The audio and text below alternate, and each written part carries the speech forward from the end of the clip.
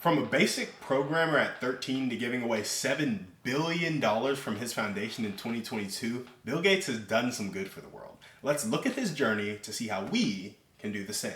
It all started at 13 with an interest in programming. From there, he dropped out of college with the release of the Altair microcomputer in 1975. They founded Microsoft that year and scored their first big contract with IBM in 1980. To fulfill that contract, they purchased an operating system, tweaked it with their skill, and made a deal where they keep the rights and can license it to others. They went on to create many other products, as we all know, and he stepped down as CEO in 2000 to focus on philanthropy. They've given $45.5 billion away since then. Lock onto a passion, see where it coincides with an opportunity, and always protect the right to redistribute it if you want to create an impact like Bill and Melinda Gates. So let's break it down a little bit more, because it's easy to say, well, Timmy, I will never get to a place where I can get $45.5 billion. There's nothing I can learn from Bill. He got extremely lucky. He was 13, he got into tech, and tech was booming. It was growing, and if he hadn't been in a spot where his passion coincided with great opportunity, he would never be where he's at today. And I would tell you, you are right. Yep, I said it. If Bill hadn't been passionate about tech, if he hadn't seen the opportunity with the computer, if he hadn't dropped out of college once that computer was formed and made Microsoft, and then if he hadn't gotten that contract with IBM, and if he hadn't, right? But he did. That's the thing. And he did it by having a passion and finding the opportunity with that passion. Because the story could have gone the other way, and I'm sure it did for many people, where, well, they did have a passion about computers. They didn't pursue it because they didn't see the opportunity, or they were too scared to drop out of an elite Ivy League school to go pursue that opportunity, and they missed it. And now, they're just Joe Schmo, and they don't own Microsoft. They haven't done $45.5 billion in philanthropy work. They didn't give out $7 billion from their foundation last year. So it's really important to not miss the lesson, even though it's very improbable that you do it to the same extent. Not impossible, just improbable, right?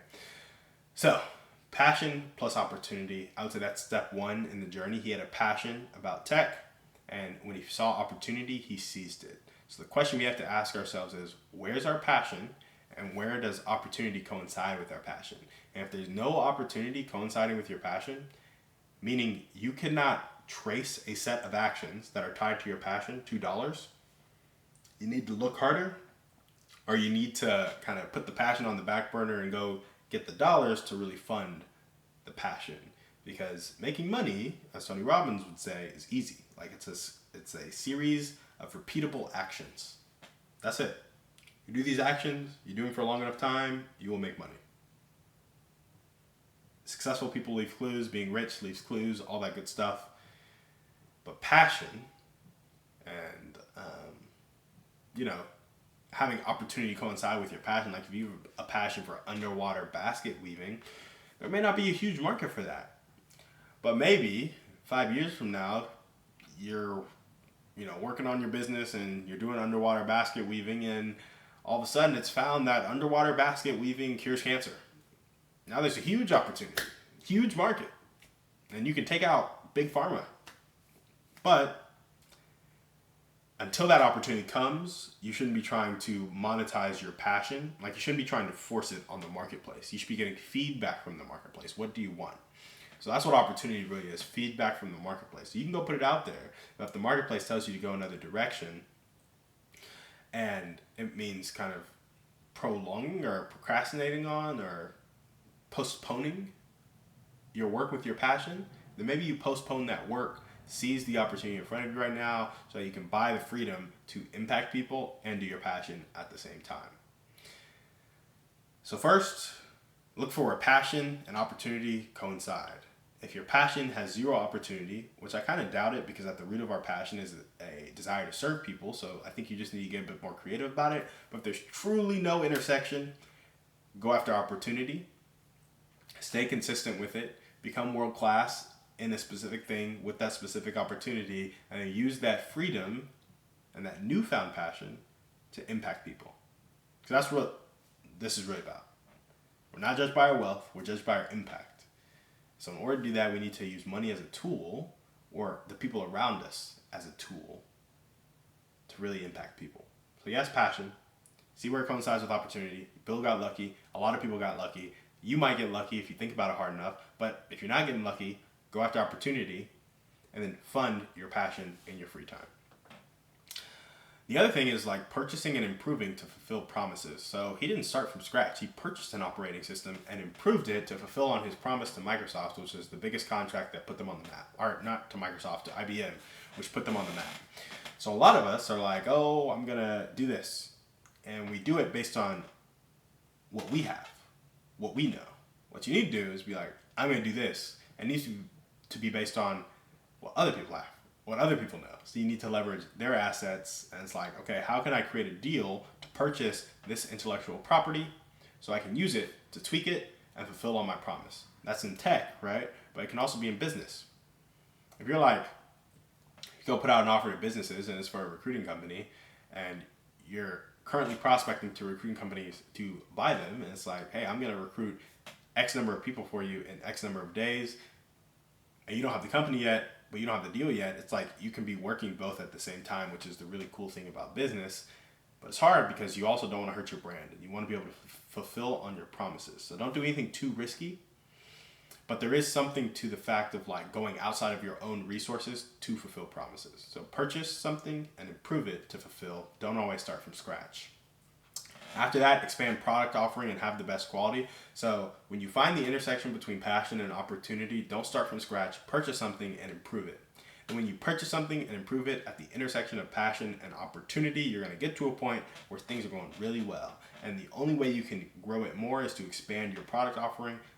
According to Alex and Layla, that's somewhere past 10 million profit, I think, per year, or 10 million revenue per year, one of the two. That's when you expand product offering and really have the best quality. Then next, you need to sell your equity and move on to philanthropy. That's what Bill did. So really the first two steps are the most important. The third, I can't really speak to at all because I'm nowhere close to being at that expansion point right now. But that selling equity and moving to philanthropy is like, yeah, you're still involved in businesses. You're still doing business stuff, still doing real estate stuff. However, most of your time is spent doing impact. I think this is the coolest part because this is the leadership part where you get to influence the people around you. Because all you use your money as a tool for is to enable people to corral around your vision. For example, people like to eat. They like to drink water. They like to pay their mortgage. They like to buy silly stuff, and they like to, just have spending money. And if you're asking a bunch of people to work for free, you may get some people for sure, and you may get some high quality people, but it's easier to incentivize people with dollars because everything we want in life is pretty much tied to dollars. Even the Bible says money solves all problems in Ecclesiastes. And so if you have a problem, money will probably solve it. So if you have money, you probably don't have problems, right? And so it's just something to think about of like this moving to philanthropy. It's not get rich so that you can be rich. It's get rich so that you can focus on impact and that you can incentivize people with the dollars to stay with you for the long haul. That's really what it is, because we want everything to be consistency.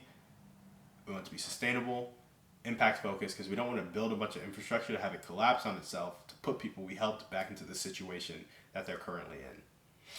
So when you're moving to philanthropy, remember it's more about the people than the dollars. It always is. The dollars are simply a tool to incentivize people and to kind of be the glue of the situation. That's what we got for you guys today on the show. Thank you so much for watching. We will see you on the next one. And remember, we are a community of people judged not by our wealth, but by our impact.